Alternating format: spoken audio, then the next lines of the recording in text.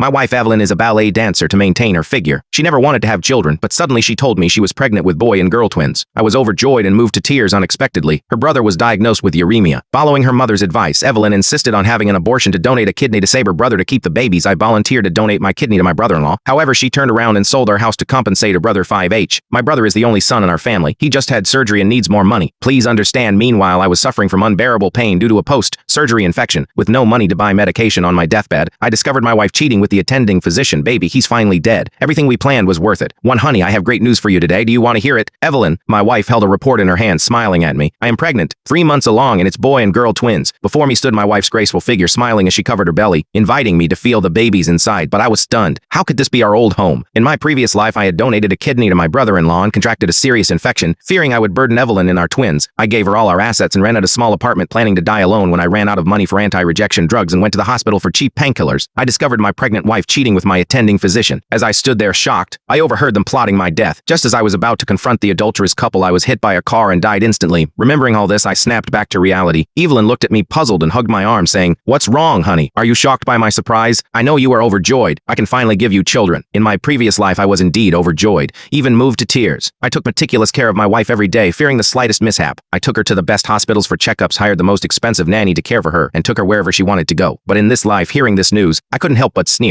I looked at my wife's slightly swollen belly indifferently and said coldly, "Is that so, honey? 3 months along, boy and girl twins." But I remembered neither of our families has a history of twins. Her expression changed slightly, but she quickly smiled and said coyly, "It's all because you are so healthy that we're having twins." Hearing her words, I sensed something was off. Could the children be her ex-boyfriends? In my previous life, I believed until my death that the children were mine. But now her expression made me doubt. Seeing my suspicious look, she immediately became upset and started throwing a tantrum. "What's wrong, James? I gave up the chance to study abroad to marry you, and now you doubt me like this." I smiled and comforted her as I used to, but in my heart I already had my answer. The next day I took the medical report I had found in my wife's bag the night before to a doctor friend. He looked at it puzzled. "Brother, this clearly shows just one baby, almost 4 months along. Where did you get twins from?" Hearing this, I couldn't help but laugh coldly. I was out of town on a business trip 3 months ago, so how could this be possible? Indeed, Evelyn, even the children were a lie this time. I want to see what game you are playing, Evelyn's song. 2. When I returned home, my wife was wearing a tight short skirt and high heels with exquisite makeup about to go out. "Honey, aren't you pregnant? Why are you going out so late? Did something happen?" I asked, looking at her glamorous appearance. She looked at me impatiently and said, "So what if I am pregnant? Can I go out drinking and dancing? Besides, someone invited me and I couldn't refuse. In my previous life, she loved drinking and dancing. Before her pregnancy, I didn't stop her and even thoughtfully followed her, always ready to pick her up no matter how late it was. After she became pregnant, I didn't let her go drinking and dancing, watching over her constantly, afraid something might happen to her. This time I just smiled faintly and said, 'Well, honey, be safe and have fun.' This time I turned off my phone and didn't prepare her usual hangover soup that she liked to drink after a night out. When I woke up, I was greeted by a slap from my mother-in-law. Evelyn looked at me angrily.